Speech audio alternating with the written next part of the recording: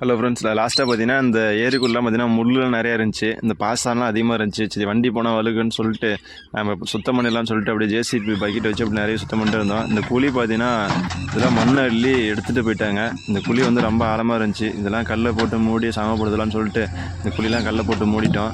கல்லை போட்டு மூடலான்னு சொல்லிட்டு கல்லில் ஒவ்வொன்றா எடுத்து போட்டிருந்தோம். அது பார்த்தா குழி கல்லை போட ரொம்ப அளவாக போயிட்டே இருந்துச்சுங்க.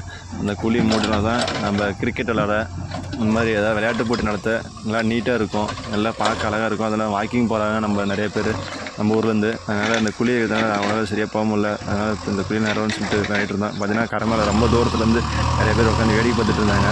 இங்கே பார்த்தீங்கன்னா டயர் ஈரமாகுதுன்னா ரொம்ப சுத்தம் வச்சு கரகரகரன்னு அது போட்டு சுற்றிடுச்சு.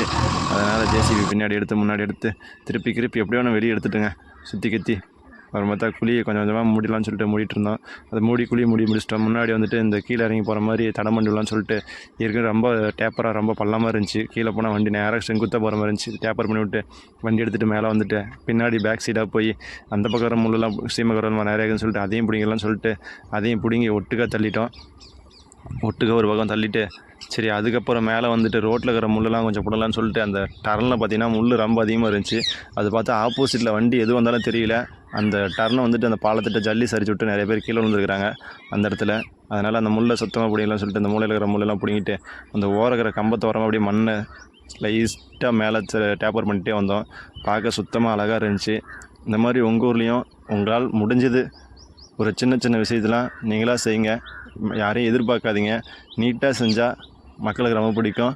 இதேமாதிரி நாங்களும் நீட்டாக செஞ்சோம், மக்களுக்கு பிடிக்கும்னு நினைக்கிறேன்.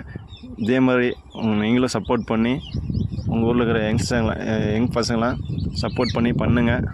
ரொம்ப நீட்டாக இருக்கும்.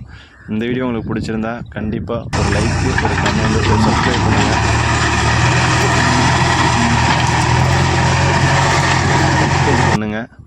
அவங்களாவது செய்கிறாங்களான்னு சொல்லிட்டு என்கரேஜ் பண்ணுங்கள்.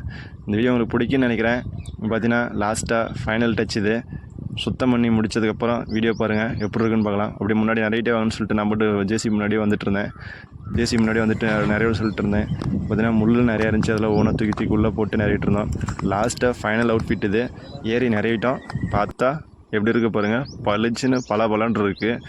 இலை போட்டு சாப்பிட்லாம் போல் இருக்குது இந்த இடப்பத்தா. அவ்வளோ நீட்டாக இருக்குது ஏரி. பாருங்கள் அவுட்ஃபிட் அந்த மலையை பாருங்கள், அப்படி பளிச்சுன்னு தெரியுது கீழேருந்து பார்க்கும்போது. முள் இல்லாமல் ஏரி சுத்தமாக அழகாக நீட்டாக இருக்குது. விளையாடும் போது பார்த்தா மேலேருந்து பார்த்தா ஆடியன்ஸ்லாம் செம்மையாக பார்க்கலாம். ஒரு கிரிக்கெட் மேட்ச்சே உள்ள நடத்தலாம், அந்தளவுக்கு நீட்டாக நாங்கள் செஞ்சுருக்கோம். பாருங்கள் எப்படி இருக்குன்னு. முள்ள கொண்டு போய் ஓரம் கட்டிட்டோம். இது ரோடோட ஃபைனல் அவுட்ஃபிட்டு.